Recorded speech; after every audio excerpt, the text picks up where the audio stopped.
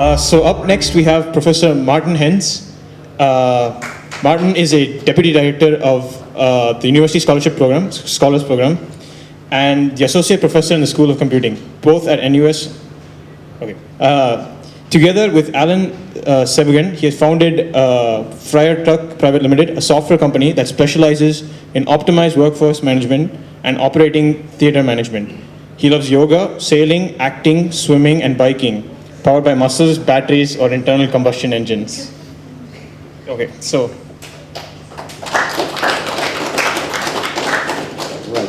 Thanks a lot for having me here. I'm not talking about anything less than the fate of mankind in the 21st century. I'm going to talk about climbing down 4 peaks, which is the peak of population, the peak of resources, the peak of innovation, and climate change. The last 2 to be looking forward to controversial. Not controversial is that we're going to reach peak mankind around 2050. That's going to be the time when I kick the bucket. Around 2050, I hope to get 84 years old, and I will make way for exactly one human person. Petroleum resources, it comes from accumulated solar energy. We are used to petroleum since the 1800s. How much energy is in 1 liter of gasoline? How high could you lift 1 ton with 1 liter of gasoline? Guesses? 1 meter, 2 meters, how high? You could lift it 3,483 meters. That much energy we have in 1 liter of gasoline. And we have been addicted to this. We have become addicted to this throughout the 20th century. We couldn't think of air travel without fossil fuels, terrestrial transportation without diesel, impossible. Without oil, we would not have plastics, computers, or much inferior models. We wouldn't have the internet. It's a mess. Oil discoveries have been declining since the 1960s. We're living off the major discoveries that were done a long time ago, and we have been even the International Energy Agency has been climbing down its own predictions. Year after year, they are predicting less and less annual production rates of oil. Yet, human population is rising. Our suburban lifestyle is impossible to sustain, so we will have to find other ways of housing those 9 billion people on the planet with less and less resources, but this is not the only resource constraint we have. Long-term economic growth could have been fueled by cheap oil.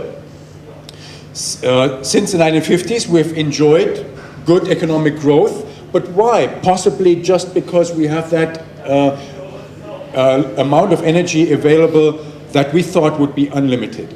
The economic crisis in 2008 could have been caused already by limited resources. Not coincidentally, we had a price of oil peaking at $150 per barrel. The Green Revolution is unthinkable without oil resources. The N in NPK, artificial fertilizers, comes from binding nitrogen, and massive amounts of energy are needed for that. Other peaks are on the horizon. Lithium, we're talking about alternative energies. Lithium is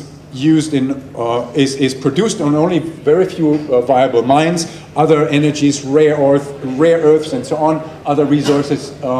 What our society relies on is a supply of all those resources. And the one single resource that limits our technology is the one that is going to be the important one. The next topic, innovation. Physics is a prime example for a science that has actually come to its peak. The major discoveries were done in the early 20th century. Innovation in transport has been decreasing dramatically. The innovation has happened until the early 20th century, and now we're basically stuck in a glut. No new things are happening. The big exception is IT. We have been continuously innovating in the IT field, but even there, innovation is slowing down. Moore's law is going to come to an end. Climate change. What my thesis here is that the big fear that we're going to suffer global warming, it's all exaggerated. Climate has been changing all the time. We had a mini ice age as a result of sunspot cycles. So it is actually cooling that we should be afraid of. It is a cooling that leads to human suffering. It is cooling that's the main threat for mankind.